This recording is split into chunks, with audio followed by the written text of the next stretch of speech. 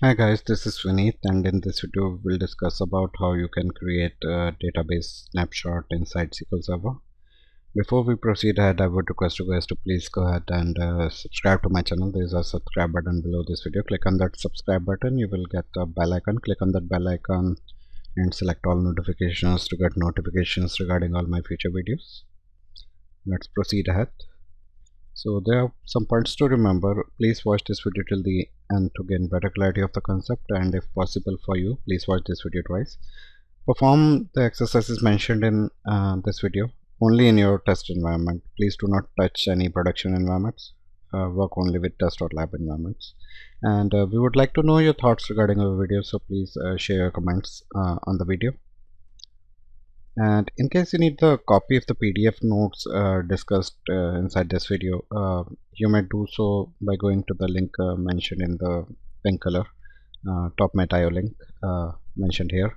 I will put that link in description of the video as well. You can check that out, copy that link, paste it in your browser, open that link and buy the PDF notes by paying a nominal fee. And there are some playlists to watch as well. I will include the links in the description. So there is a database design video playlist as well, and there's a business continue video playlist apart from that. And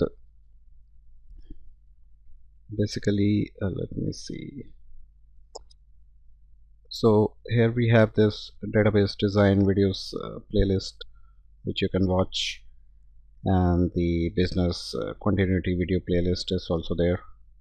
Each list is having more than 30 videos, so there's lots of stuff regarding backups in the business continuity video playlist. And if you want to go for database design videos, yeah, you can watch out this playlist, database design video playlist. Link is these are the links. I will include them in the video description. Please check them out. And also my channel page is located at this link, so you can mention that link in your browser, go to that link, and you can subscribe to my channel there as well. There will be a subscribe button along with the playlist and other popular videos there on my channel. Let's move ahead. So in case you have any questions related to SQL Server, and then you can purchase a separate package. For a single question I charge around like 500 INR. So you can go to this link, topnet.io link. I can include this link in description as well, so you can go to that link, purchase the package, and I will help you in answering your question.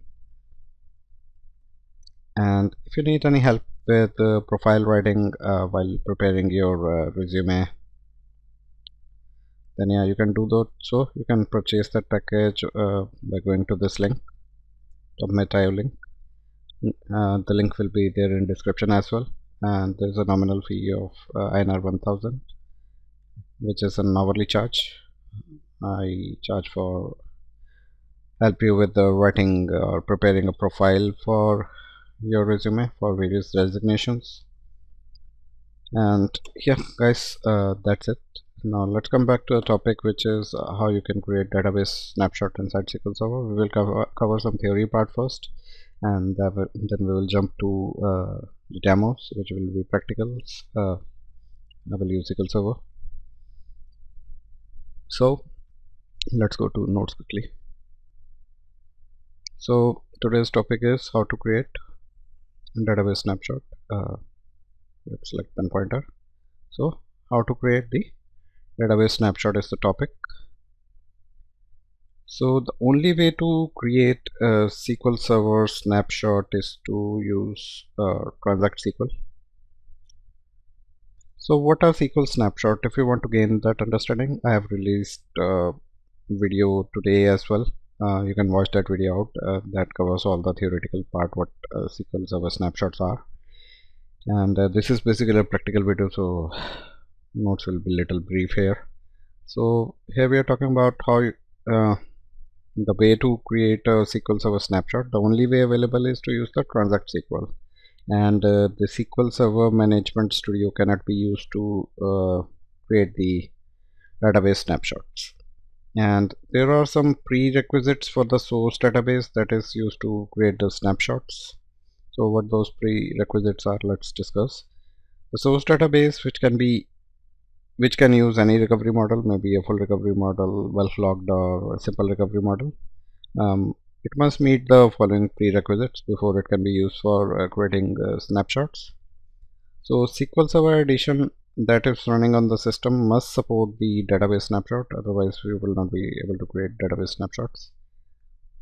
The source database must be online, so your source database must be online. Until unless it's used inside a mirror database in a mirroring session, it should be online. Create a database snapshot on a mirror database. The database must be in synchronized mirroring state. So if a database is being used inside a mirroring session, then yeah, it should be in synchronized state before we can create a snapshot on it. The source database cannot be configured as a scalable shared database.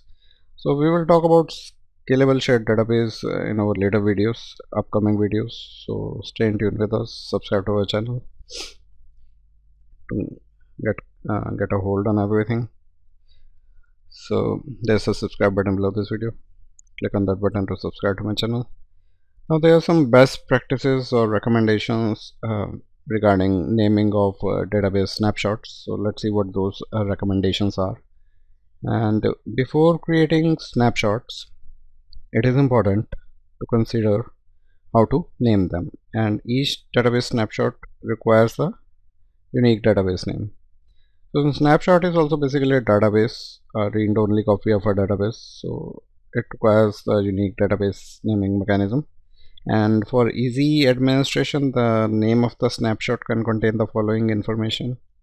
So what information we can keep it in a snapshot name? So we can keep the name of the source database in a snapshot name. We can indicate that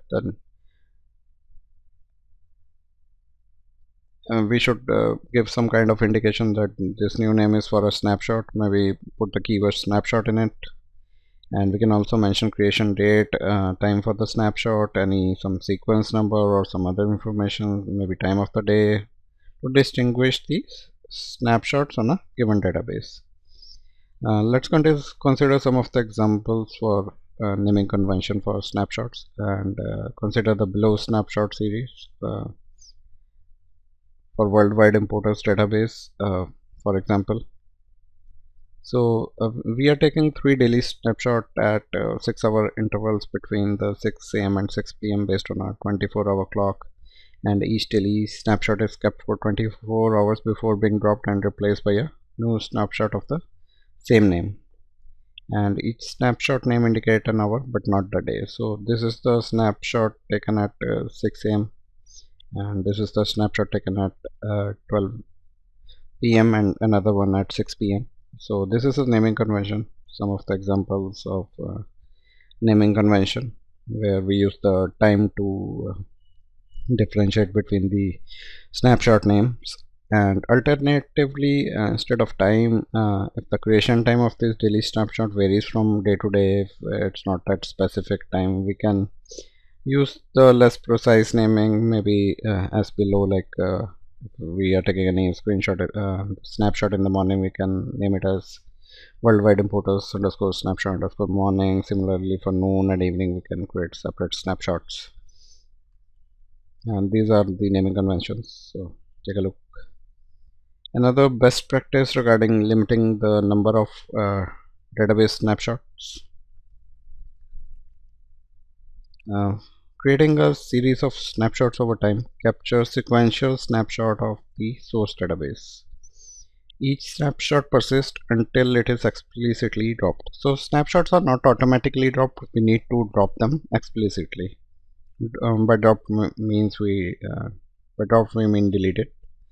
So they need to be deleted explicitly, and because each snap will continue to grow as the original pages are updated, because each snapshot grows as the original pages on the source database gets updated, and you may want to conserve disk space as well by deleting the older snapshots, and after creating a new snapshot you can delete the older snapshots. And to revert to a specific database snapshot, you need to delete any other snapshots from that database.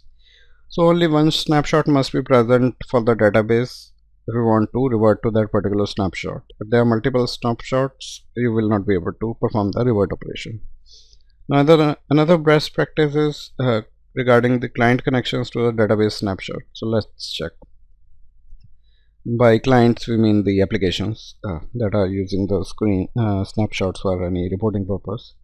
To use a database snapshot, client needs to know where to find it, and users can read from one database snapshot while the other is being created or being deleted. However, when you substitute a new snapshot for an existing one, you need to redirect clients or the client applications to the new snapshot. And users can manually connect to the database snapshots with SQL Server Management Studio or the Azure Data Studio. However, to support any production environment or production applications, you need to be having some programmatic solutions that is transparent in redirecting the report writing clients to the latest database snapshot of the database. Now let's cover a demo on how you can create a database snapshot using Transact-SQL. Then we will show you demo on how you can view database snapshot using SSMS and the same using the tree SQL statement. So database snapshot can be created from SQL Server Management Studio, so there is no GUI way of creating snapshots, so they can only be created using the Transact-SQL. So let me go to SQL Server and let's discuss some of the points. So here we are talking about creating a database snapshots using Transact-SQL statement, and let's talk about permissions. Any user who can create a database can create a database snapshot. However, to create a snapshot of a mirror database, you must be a member of sysadmin server fixed server role. Now let's talk about create a database snapshot using Transact-SQL, and it depends upon the or based on the current size of the source database. We must ensure that we have sufficient disk space to hold the database snapshot. So in this system I only have C drive to hold the database snapshots, so I have ample space on this drive, so yeah, we are fine with the disk space. So first we need to ensure that we have sufficient disk space to hold up the database snapshot, and maximum size of the database snapshot is the size of the source database at the time of snapshot creation. And let's create a snapshot against this database adventure works. So we need to use basically a create database statement on the files using the as snapshot of clause to create database snapshots. And creating a snapshot requires specifying the logical name of every data file as well of the source database. So let me give you syntax first. So syntax would be like create database, and you need to specify the database snap. This is the syntax, not the actual code. So the database snapshot name is the name of the snapshot you will give. Then where you have to create the database snapshot, you need to provide the information. So first of all, we mentioned the create database statement here, but in the end we mentioned as snapshot of option to indicate it's an snapshot of certain database. So here we specify the source database name, and inside that we provide the logical file name, and under file name we provide the OS file name, and these options are separated by comma. So comma, and here we provide the OS file name in within quotes. The logical file name is without quotes, but the OS file name is with the quotes.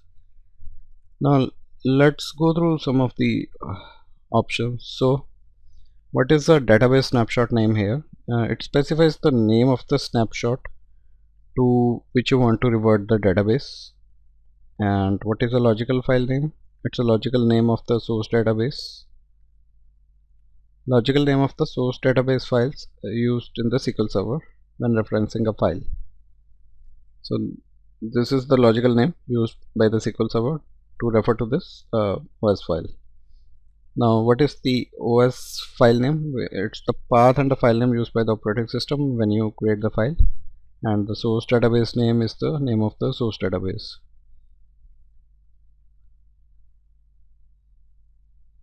And whenever you are creating a database snapshot, log files, offline files, restoring files, and any defunct files are not allowed in the create database statement. So let's create a snapshot of the AdventureWorks database. So let's open up a new query window. We have given you a syntax, you can go through that, or maybe just below this syntax I can create a snapshot. So we are creating a snapshot on the AdventureWorks database. We create a snapshot name. Let's create that. Let me show you. So create database statement, we need to use create database, and we need to provide the database snapshot name like this. We can mention some naming convention, like we are creating a snapshot for AdventureWorks database. We are putting this. We can specify time as well, but yeah, here I'm just mentioning this as maybe I can take current time, which is 4:51 at my end, so maybe 16:51 I'm taking, and the snapshot name is done. Then on clause should be given bracket start bracket end, and that inside that you need to give the logical name of the. This is basically a creation of a new database, but it's a database snapshot. So the name of this logical file of this snapshot is will be AdventureWorks, and this is logical file name, so no quotes are required. And then we are giving the physical file name. So that file name will be, let me take the path where the data files reside. So it is under C program files, Microsoft SQL servers, MS instance, MS SQL data. This is the path where all the data files are being stored.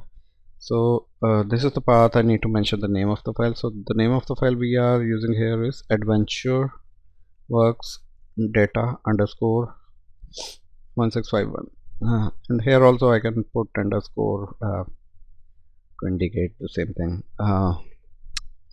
and we are putting an SS extension over here.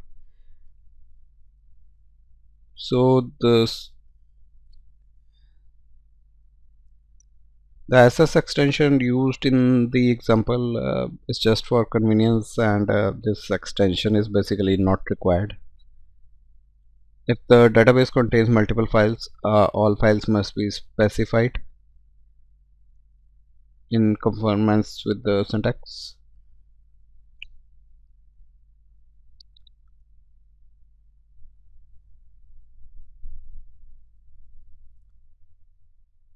So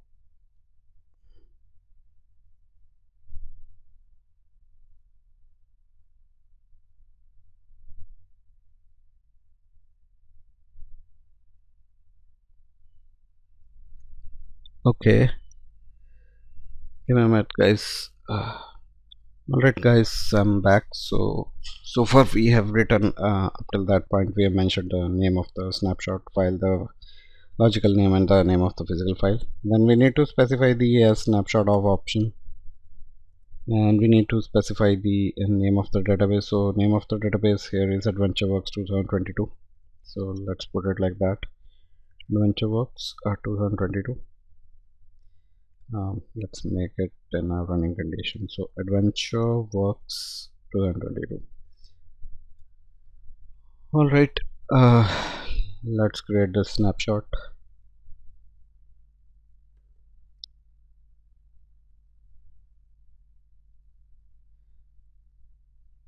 So we are missing on some of the files. Basically we need to specify all the file names. All must be all files must be specified here. So let's see what file names we have in the AdventureWorks 2022. So files here has a logical name of AdventureWorks 2022. So let's take that. I think snapshot file name will be different, but yeah, here we need to provide the logical name of the file. So that was wrong, so I need to take AdventureWorks 2022. Let's try that. It should be able to create. Alright, snapshot now is created. So we need to mention name of the all files, all database files used with a database. The AdventureWorks database is using just a single file.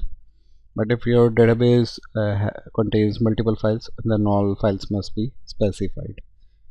Log file is not required, so only data files which are under particular file groups, those are required. So earlier the logical name was not correct.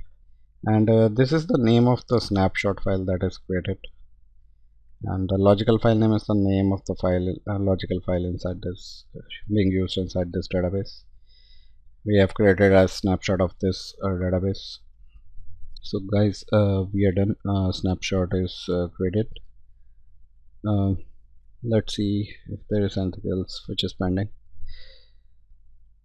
So in case there are multiple files, then all those need to be given in these brackets, separated by commas, and in the last you need to mention the snapshot of option to create a snapshot.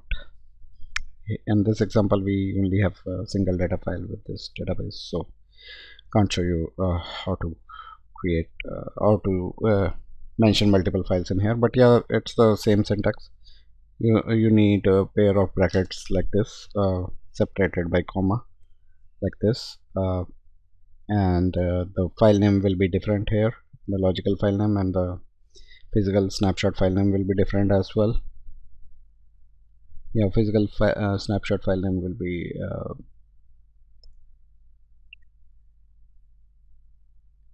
the physical file name for the snapshot will be different. So yeah, syntax should be like this. So for now I'm removing this as we don't have multiple files with this database. Now let me show you, let me take you to another demo. First demo is done. We are done with this. Now the second demo is how to view database snapshot using SSMS. So let's check that. So let's go to SQL Server. Let's close this window. Don't want to save it. So we are inside the Object Explorer. We are connected to the instance of SQL Server database engine. We have expanded databases. Now we have a section for database snapshots as well. So this is a separate section, and if we expand that, so it is showing to me a snapshot created on the AdventureWorks database. The logical name is AdventureWorks DBSS underscore 1651. And if we look at the properties and go to files, we have a single file created. The logical name of the file is AdventureWorks 2022, and the physical file name is whatever we had mentioned in the previous code. So this snapshot is created and it's read only, written in brackets. You can query this snapshot as well, but for right now I'm not querying. But yeah, if you want to query any tables under that snapshot, you can definitely do that. So yeah, you can query tables inside the snapshot. Right now the state of the snapshot is similar to what is there in the AdventureWorks 2022 database. There may be some modifications later to the AdventureWorks 2022, in which at that time the state of both the databases and database snapshot will be different. Now let me show you how you can view the database snapshot. So I'm going to new query. Let's see. Similar to database, we can select database snapshot here, and basically I'm showing you how you can view a database snapshot. So in GUI mode it gets shown up under the database snapshot section. So how you can view the snapshots available in your system using the Transact-SQL. So we need to query the sys databases table. So let me go to master database. Let me show you. So select star from sys dot databases system catalog view can be queried. Let's see what comes inside it. And let's take it as TV. So if we take a look inside this table, we have this AdventureWorks snapshot, which is a database ID of 10, and it has a source database ID because it is a snapshot. That's why it has a source database ID 9, which indicates that it is a snapshot of AdventureWorks 2022 database. And apart from that, creation, date, collision, naming options are there. We don't need all these columns though. Physical database name is also given, which is the same as name. We can join this sys databases catalog view with the sys master files view. Maybe give it mf. We can join it on db.database id equals mf.database id. And in order to just get the snapshots, what we can mention in the where condition is we can mention this property source database id is not null. So it is not null for this is the third column I'm talking about. It is not null only for the database snapshot. For normal databases it is null. So we can mention it as is not null, which will give us just the database snapshots. And also, if we talk about the master file table, which is accessible using mf, we can use the isParse property equal to 1 to indicate basically it is using the sparse file. Sparse files are being used by the database snapshots. So this is what we can query. So this is the detail we got. Some of the columns are unnecessary. So let's see what we got from this master files table. So sparse is set to 1 for this, and the physical file name details are being fetched from that master files database. So this is the physical file. It is showing up the state and the size of the file and the growth factor of the file, and max size is unlimited as it is set to -1. Its name, what type of data it contains, etc., the file ID information, etc. And this database snapshot has a single file, so we just got a single row. So yeah, you can keep a copy of this query. You can join sys databases with sys master files table to get detail on the snapshots. And snapshots have this property that source database ID column is not null. For normal databases it is null. Alright guys, we have shown you how you can check the database snapshot in the GUI, as well as how you can look at the snapshot databases using the T-SQL syntax. I hope you have noted it down, and I think we are towards the end of the video. Yeah, we are done with this video. We have discussed some practicals like how to create snapshots and how to view the snapshots, and we have discussed how to create database snapshot. We have discussed about some of the prerequisites required for source databases. We have discussed some best practices for naming the database snapshots, and best practices for limiting the number of database snapshots required, and best practices for client connections to the database snapshots. And we have covered 3 demos in this video today. So I hope you like this video guys. In case you need the PDF copy of these notes, I will include the link in the description. You can download the PDF notes by paying a nominal fee.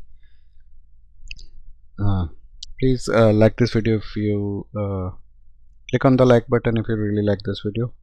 Share this video with your friends. Please ask them to subscribe to my channel because I will be creating lots of SQL stuff in this upcoming year. This year is about to end, but yeah, in 2024 I will be providing you some amazing content on SQL Server throughout the year.